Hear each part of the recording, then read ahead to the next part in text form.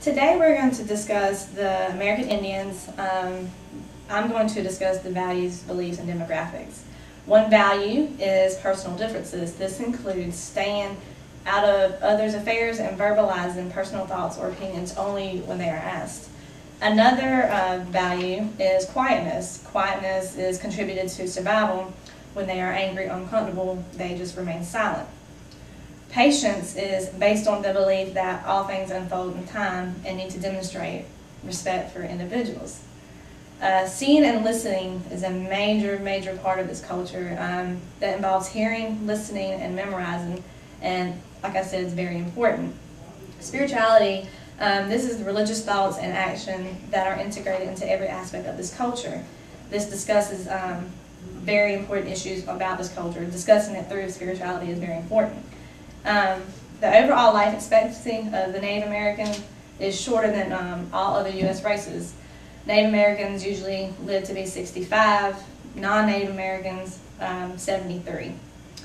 There are over 500 federally recognized tribes of the American Indians, and there are over 250 Indian languages.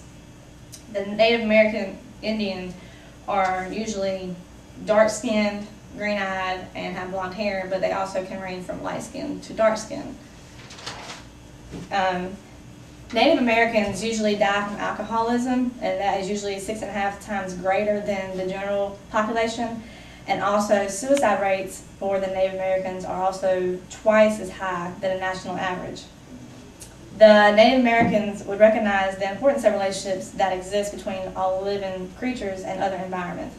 This belief is a central theme throughout the Native American culture. Now we will discuss the older generation of the American Indians.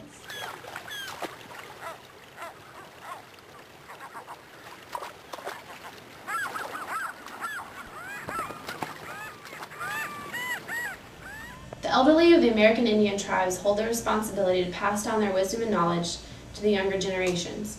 Because the elderly are so respected, all members of the tribe will take care of them in their old age. As previously stated, death from alcoholism is 6.5 times greater than the general population. Reaching the elderly to inform them about these health issues is difficult for a few reasons. 80% don't have telephones, and a majority don't receive newspapers or have television sets. Also, because knowledge is passed down from the elderly to the younger generations, they are usually not receptive to receiving health information from someone younger than them.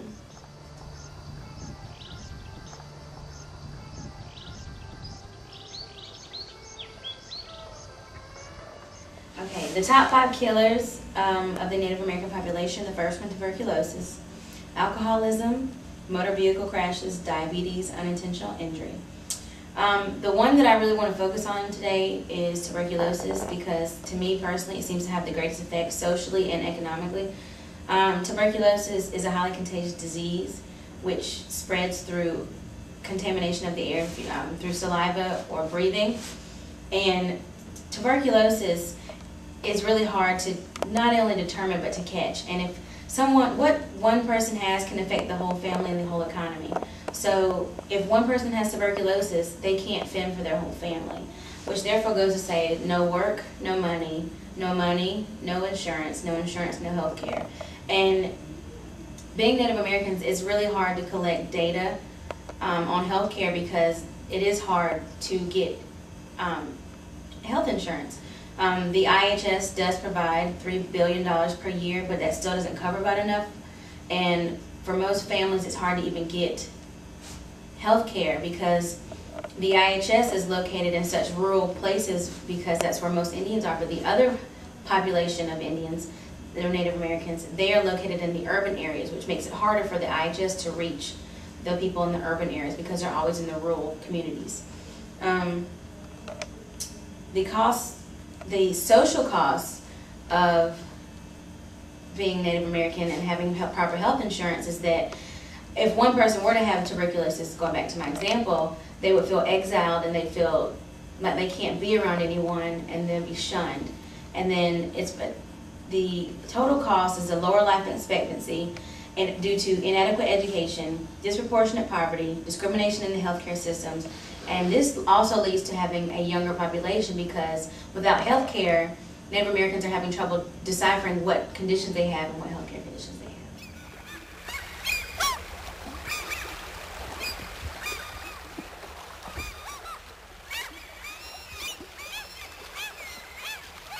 I'm going to talk about programs and research that is being done right now. The first program is the immunization program. It helps prevent diseases from spreading and lowers the amount of cases in each tribe.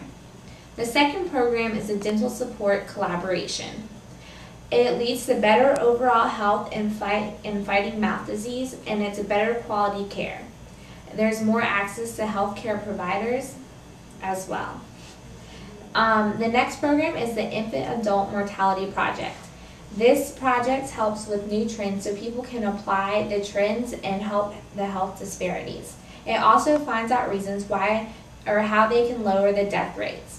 For example, if they figure out that diabetes 2 is caused by overweight, they can implement programs that help people lose weight, lower cholesterol, and lower hypertension due to obesity. The Tobacco Surveillance Project is the last project. It helps with what is effective counseling so that they can help people through quitting. They want to figure out the reasons why people start smoking and also the reasons why people stop to help promote those. They want to raise the percentage of people who don't smoke, the age that people start smoking, and lower the amount they smoke per day and per week. Overall, it is a good introduction to health and there are ways to take care of your body so that the same people don't fall into the habits of their parents and the people around them.